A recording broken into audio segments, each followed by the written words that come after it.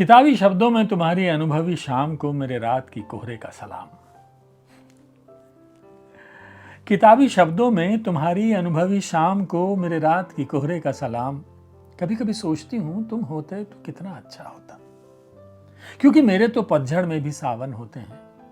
तुम क्या जानो, जब जेठ की दोपहरिया में तुम्हारी याद ऐसे आती है जैसे बसंत मेरी दहलीज पर आकर दरवाजा खटखटा रहा हो।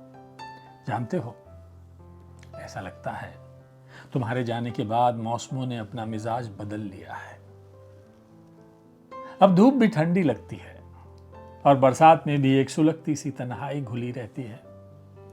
कभी किसी पुराने गीत की तरह तुम्हारा नाम हवा में गूंजता है और मैं वहीं ठहरी रह जाती हूं, जैसे किसी ने मेरे दिल के पन्नों पर हल्के से तुम्हारा स्पर्श रख दिया हो।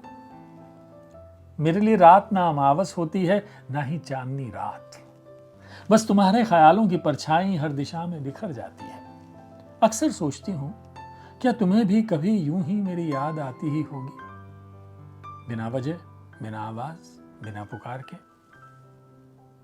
कभी तुम्हारी हंसी याद आती है तो लगता है जैसे सारी दुनिया उस एक मुस्कान में सिमट आई हो, और कभी तुम्हारी आंखों का सन्नाटा याद आता है तो दिल के भीतर कोई सागर उमड़ने लगता है।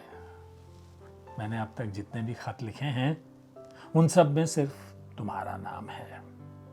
कभी बातों में छिपा, कभी सांसों के बीच गुम होते तुम। तुमसे दूर रहकर भी तुम मेरे सबसे करीब हो, हर कविता की पहली पंक्ति में, हर दुआ के आखिरी शब्द में। सुनो, कभी लौट आना, बिना किसी वजह, बिना किसी सफाई के, सिर्फ इसलिए कि मेरे शब्द अब राह तकते हैं। तुम्हारा नाम बिना पुकारे लिखते लिखते इस चांदनी रात में तुम्हें लिखते हुए फिर आज मैंने अपने मन को बांधा है और शब्दों को कलम के सहारे रख दिया है, तुम्हारी हमेशा की तरह। ये कनिका कनक है, इंस्टाग्राम पे इन्होंने मुझे ये कविता भेजी थी।